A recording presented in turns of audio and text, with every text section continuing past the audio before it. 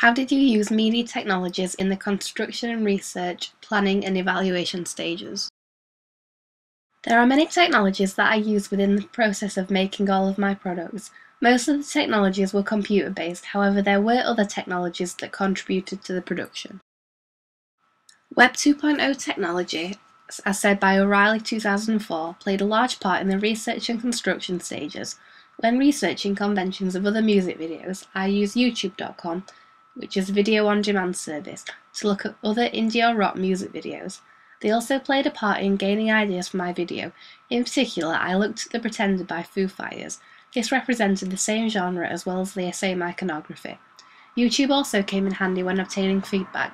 When the music video was finished, I put it on YouTube so viewers could comment on it with feedback, and I also made a questionnaire that the audience could fill in with feedback. The video was added to the band's recording company's account. This meant that people who liked the band could look at their video and leave feedback. Another website that came in useful was fluidsurveys.com. Here I made multiple questionnaires throughout the planning and evaluation stages. I made one questionnaire that was based around initial ideas for the music video. From this, feedback was easily gained. Anyone who completed a questionnaire didn't have to have an account, so it was easy to get feedback. The website notified me when someone filled out the questionnaire so I could look at it. The second questionnaire I made was for the finished music video. I put a link for this survey whenever I posted publicly about the video. This allowed me to get feedback. Again, the feedback was easy to look at through the Fluid Surveys website. An important site that I used was the social networking site Facebook.com.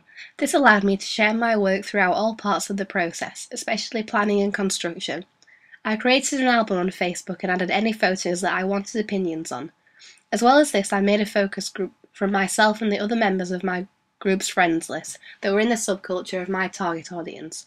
Within this focus group, I shared the music video draft and real version. I also added the questionnaire to it that I made on Fluid Surveys. Facebook also helped me to contact the band whenever we needed to organise filming with them. It also helped me to keep in contact with the other member of my group. A huge part of the construction process was obviously one of my ancillary tasks, my website.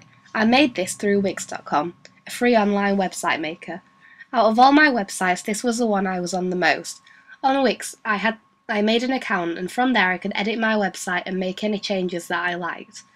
Michael Wesch 2007 talked about interactivity and how consumers of the internet can now add to the internet themselves. This is a prime example of what I have done. By making my own website, as I am a consumer that looks at other bands' websites, and now I have made my own free for another band. Henry Jenkins 2008 talks about convergence culture. He found the audience wanted to be able to access things where they want and how we want, as well as this having more access for the audience. The music video can now be accessed on YouTube, which can be accessed as a mobile app and on mobile phones. This video is also on Facebook where other users can look at it.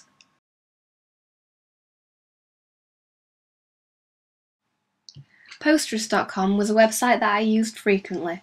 This is where I documented all my work. This helped in all stages of production.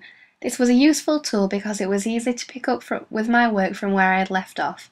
I could evaluate the end of each lesson and plan what to do in the next lesson. This saved time. It also helped when I was planning my products. This is because I could look through any planning that I had done and choose the best outcome for my products. It kept my work in order and created a sort of timeline. This showed the progression throughout my work.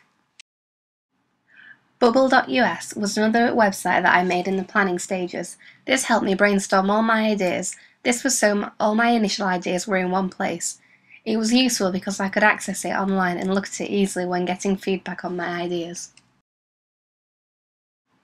Another piece of equipment I used was a Canon scanner. By using this, I could upload the flat plans of my work to Posterous.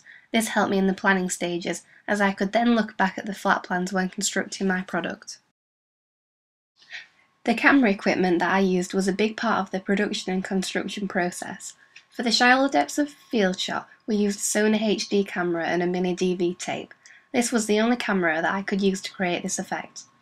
I wanted to create this effect to help keep the audience's attention on the correct parts of the shot. For the rest of the video, we used a Sanyo and Samsung digital camera. This was easy to use as it was a simple digital camera. It was also in HD, so gave a better image overall. It was easier to use than the Sony camera, as it was easier to use with the tripod, as it was a smaller camera overall. The tripod was also a useful piece of equipment when it came to the construction process. It allowed me to frame the shots before I began filming. Also, it allowed me to create a high-angle shot as well as a wide variety of shot types throughout the video that looked interesting to watch. Adobe Photoshop CS5 was the main program I used when creating my digipack. I used this in the post-production stage to edit the photographs that I had taken and for the final effects. It was extremely useful to use a professional piece of software. When I had taken the photos, I chose the best one to represent the band. I then edited it on Photoshop. I altered the brightness and contrast to make the clock pieces stand out more. I then added all the other post-production graphics, such as the text and the sticker that was found on the front of the digipack cover. I also used Photoshop to complete the rest of my digipack, such as turning the image on the back to black and white, then adding the rest of the text and graphics. This took much longer to complete than the front of the digipack. There was more text to add on, including all the technical logos that would be found on real digipacks, for example the DVD logo, the classification, etc. The last of my pages that I added on were the insides. I used one large photo to make the background of it. Originally I used the picture, however it wouldn't fit without being artificially stretched. I then edited two pictures of different walls together to make it look like one. This allowed it to fit the whole space without looking shoddy. I then changed the space around the wall to black and white using the adjustments tool and kept the actual wall in colour. This made the graffiti stand out more and added connotations of rebellion. I also used Photoshop for some of the graphics on the website, such as the digipack advert. For this I made the original photo of the clock pieces cropped, so it would be a banner on the website. I then changed the brightness so it made the image appear lighter and whiter. This made the text easier to see when I put the white text over the top of it. On other photos of the website I made minor adjustments like turning images to black and white. Adobe Premiere was the main piece of software that was used for the construction of the video. This allowed me to edit the video. I added all the footage to the editing suite computers, where I could import it to Premiere quickly and easily. The first thing I did once in Premiere was add the soundtrack to the background. I did this by importing the soundtrack onto Premiere and put it immediately onto the timeline. I then worked on editing the clips to put onto the main timeline. I did this on the trim monitor and used the trim button to create a start and end time for each clip. I used the razor tool. This got rid of any footage that we didn't need. The slide tool was another useful tool that I used. This moved the clips around whilst adjusting the other footage to match it. There were a number of different timelines that you could add audio and video footage to. This allowed me to have a number of various clips at one time. I could then sync it with the audio and delete or cut the clips I didn't want to use anymore. I deleted all of the audio from the video clips apart from the clips at the beginning where you had to hear the audio.